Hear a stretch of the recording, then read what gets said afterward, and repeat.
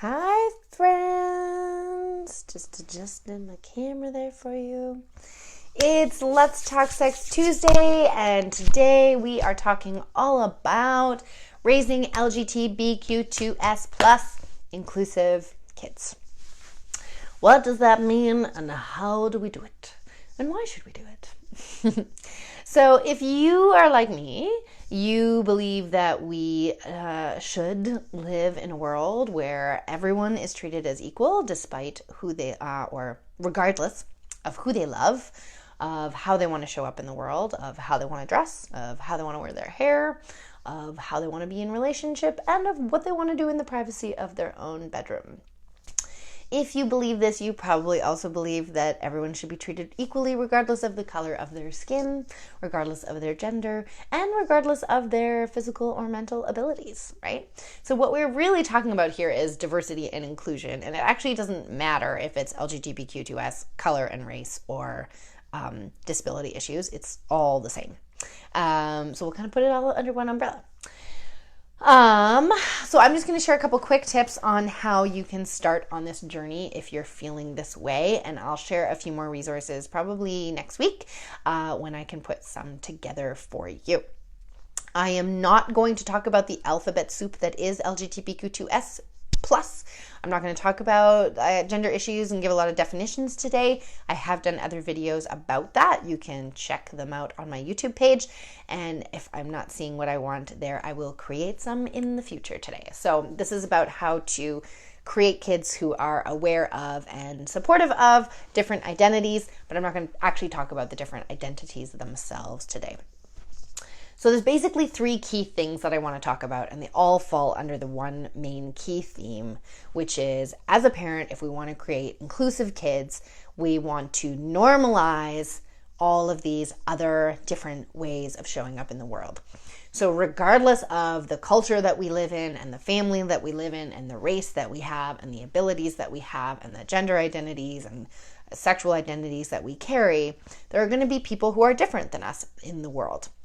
And otherness can be scary, especially when we're children, but even as adults.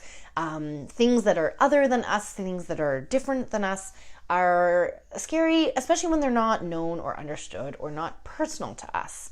So it's one thing to sort of think of being gay or queer in one way, and then the whole situation kind of changes when you actually know gay or queer people and you actually have friendships and relationships with queer or gay people in your life, right?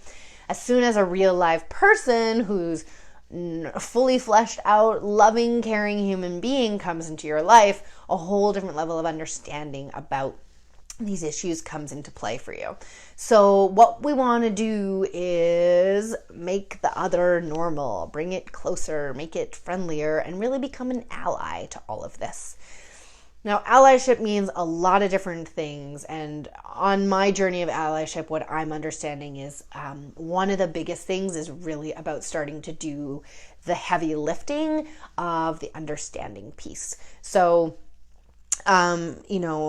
yes, people need to help us to understand their realities and their existences, but it also behooves us to do the work and the labor to understand those things on their behalf, or to pay them if they're going to be teaching us and helping us to kind of understand their worlds and their needs, right?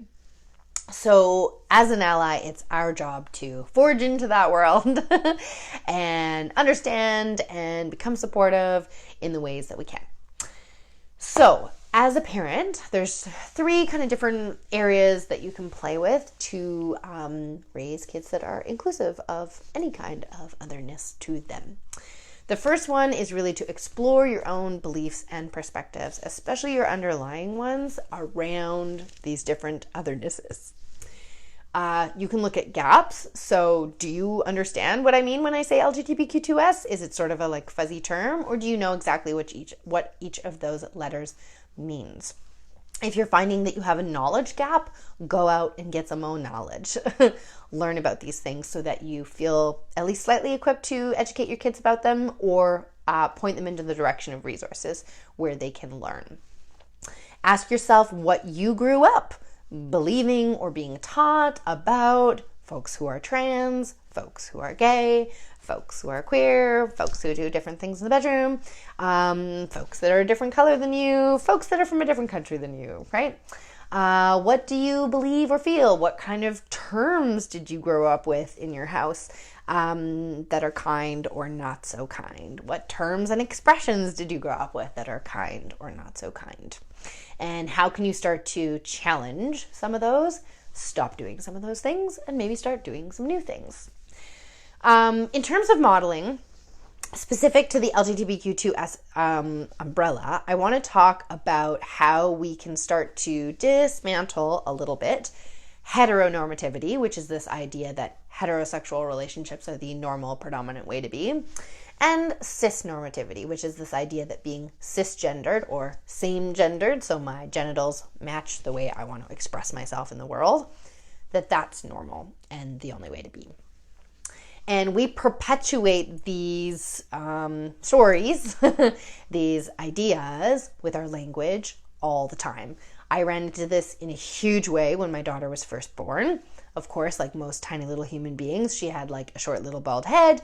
I often dressed her in blue or neutral clothing, and it shocked me how many times people would come up to me and say, "Oh, what a cute boy." It in particular pissed me off, not because I care, whatever. It pissed me off because I was like, why is male the neutral? Like, if she looks like a neutral human being and you can't tell what kind of human being she is, just call her a human being. I was like, why is it so hard to say, hey, what a cute kid, what a cute baby, what a cute child? So we can use gender neutral language where we're being lazy and using gendered language as a way to model this and as a way to create a world that's more accepting of all of these different identities, right? So when you say, hey guys, you can change that with hey team, hey folks, hey people, hey lovers of the planets, hey whatever. When you're talking to children that you don't know, like we were at the pool the other day and I kept saying, hey Mira, wait for the little boy to go down the slide. And what I really could have been saying is, hey, let's wait for the little kid to go down the slide. Or I could have asked the kid their name and then I could have used their name. This all models support that we don't make assumptions about people's gender just based on what their outside appearance is.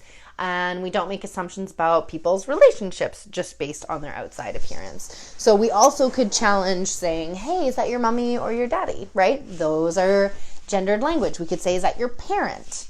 And even then we're making assumptions about step parenting and adoptive parents and all those things. So yes, we can get into a bit of a political correctness nightmare. However, it's one simple thing to focus on to start with is exploring how you use gendered language. When do you use mommy, daddy, girl, boy, man, woman? And when can you replace that with person, kid, human, people, right? That's a really easy one. And it's just subtle, but it's how we model to our kids, right? The other way we model to our kids is by allowing them to express their own identity and diversity in so many different ways. So if our little boy wants a pink sparkling helmet, we say, yeah, pink and sparkling is awesome and you can have that helmet. We encourage whatever they want to wear. We allow them to be who they are. And in the notion, we support them to allow other people to be who they are in the world. So these are some things we can do around modeling.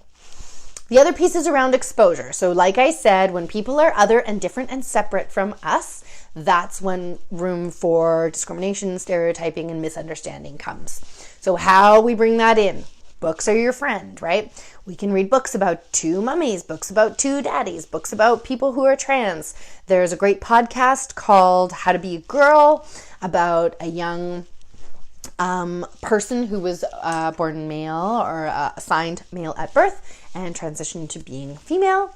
There's a great TV show called I Am Jazz about the same transition. So there's lots of different resources out there for different ages. And the more we're just normalizing, oh, we read books about these kinds of families and these kinds of families. We read books about purple people and we read books about orange people. Then we're normalizing and we're exposing. Our kids are going, oh, okay, there's all kinds of different families in the world. And there's so many new books out there on this that can help you. The other one is to go to pride parades, engage with your community as an ally, head to your local LGBTQ community center, talk to them, find out how you can connect, how come you can be an ally. And you may not necessarily become like deep friends with people in this community, depending on where you live and what's going on for you.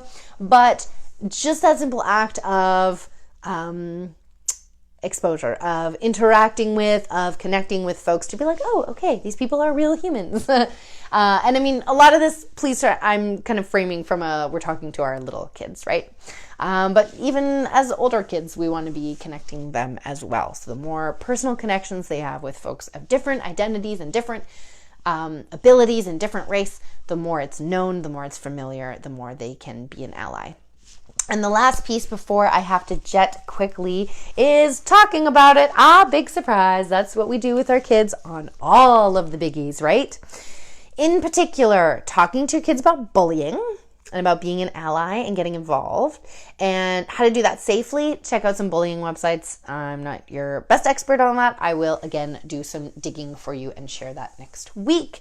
Talk to them about this idea of difference and how different is not bad and that there's lots of different ways to show up in the world and that all those ways are normal and okay and beautiful and how that makes our life better and more rich. Talking to them about questions. So like, how do you handle going up to someone with a wheelchair and asking them about that wheelchair in a respectful way? Not commenting negatively and being like, that woman looks like a man, right? Like exploring those things when they are said, saying, what makes you think that? Oh, okay. You think that that person is a man because of this, but you think that they're dressed like a woman because of this. Let's talk about that. Let's pull that apart. Let's question it. Does long hair really mean girl? Does pants in blue really mean boy?